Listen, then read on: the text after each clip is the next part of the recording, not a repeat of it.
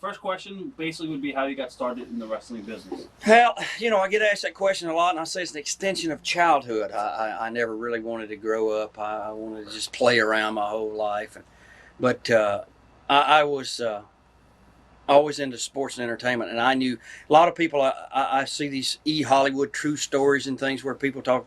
And the question always is, when did you decide you were going to be in the movies, or when did you decide you're going to be a baseball player, football player?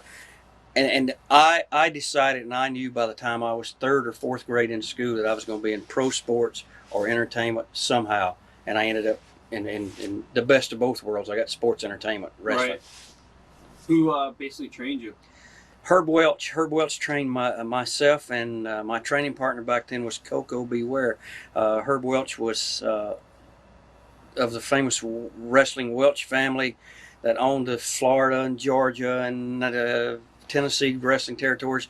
In fact, his nephew is Robert Fuller, or Tennessee Lee in the WWF, or right. Colonel Rob Parker in the WCW. That was Herb Welch's nephew, so I was trained by the Fullers and the Welches. Were you a big fan growing up watching the business, or?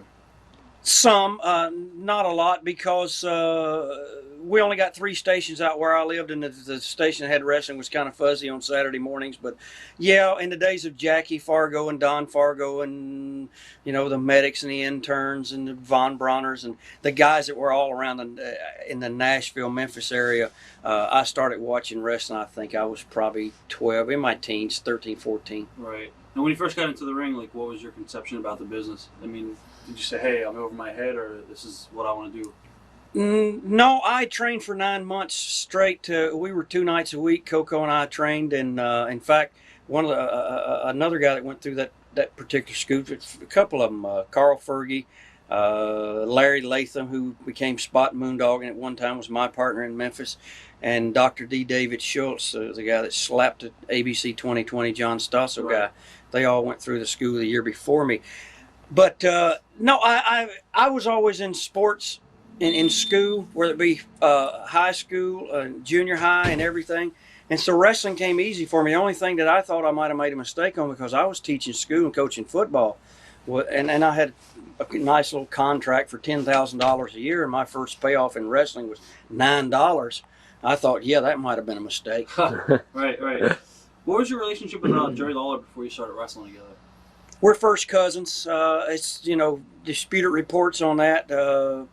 He started wrestling about 5 years before I did, and had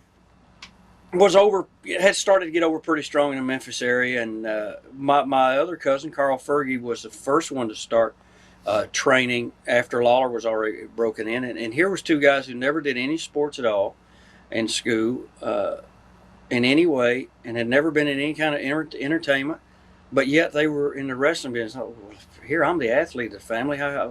Maybe I'll try it. But I had friends in college that were hanging around the wrestling business, right, and hanging around at the Mid-South Coliseum on Monday night and going out to the TV studio on Saturday. Big football players from Memphis State. And they started training. They kind of enticed me. I really didn't think about getting into wrestling until after I was in college. Right. What was the Memphis territory like as far as travel and your learning?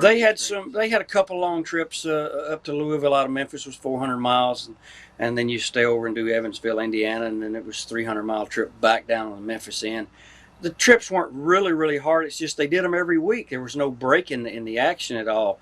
But that's a testament to what the wrestling business really was all about, was being able to go to a town every week with the same wrestlers and able to sell these buildings out or do good business. Mind you, we didn't make anything. I mean, the money was terrible. When like I said, I wrestled Luthez 3 times. All 3 times I made $9, and that was up in they call them outlaw territories. I was working outlaw. Now they call independents or indies. But I was there for a year before I ever came into Memphis at all. Right. So I had already had a year of wrestling under my belt. As far as the trips, I knew the trips were going to be bad. I mean, I would drive from Memphis, where I was living, up and teaching, up to Malden, Missouri. That was 100 and something miles. I made $9. It wasn't even enough to pay the gas or buy my beer. You actually teamed with Larry Latham as the Blonde Bombers, correct? Yeah. What are your memories of teaming with him? It was good. Larry had been had teamed with my cousin Carl Fergie in the Mobile, Pensacola area, and they had closed that territory down, and Larry was kind of out of work and came along. We met each other. I was working in Pensacola and got sent to Tampa for a tag team tournament, and Larry was sent out of Atlanta down there because they needed a guy, and they needed two guys to go there and be a tag team. So I met, Jerry Briscoe teamed Larry and myself up that night in Tampa for the tag team tournament. And so that's how we met. We both had blonde hair, and we both were looking for some kind of break or some kind of work, and we ended up being a team there and staying on in Tampa for a while as a tag team, underneath tag team. Right. And actually, one of the most famous matches that we always talk about here in the office is the concession stand brawl from Tupelo. Yeah, that kind of was the starting point for ECW. That started all the hardcore. A lot of people don't understand that. Excuse me, when I tell them, I've been in hardcore. Some of these young guys, they see me out in the independent circuit now. They say, "Oh, Honky Tonk Man, you don't take any bumps anymore." Well, I don't have to take any bumps anymore. I know how to work. I know what I need to do in the ring, so I really don't have to do all that nonsense that these guys do.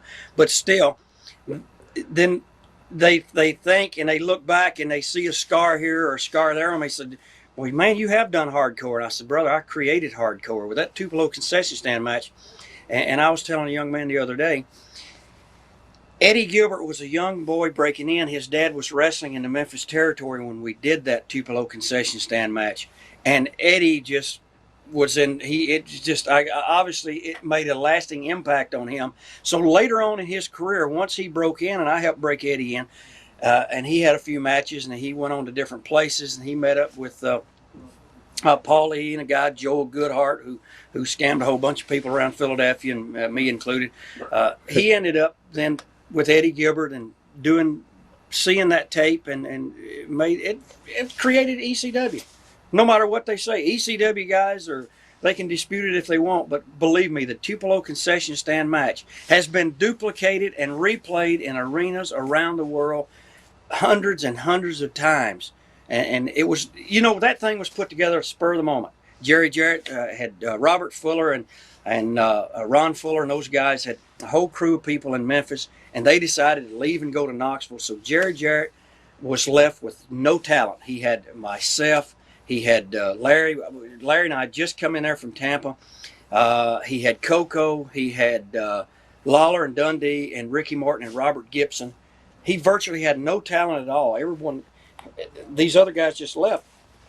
And he came into Tupelo on a Friday night. He said, "We're going to have to do something. We got to do something to kick this thing off. Everybody's left. Everybody's gone. We got nothing going on here. It's going to die."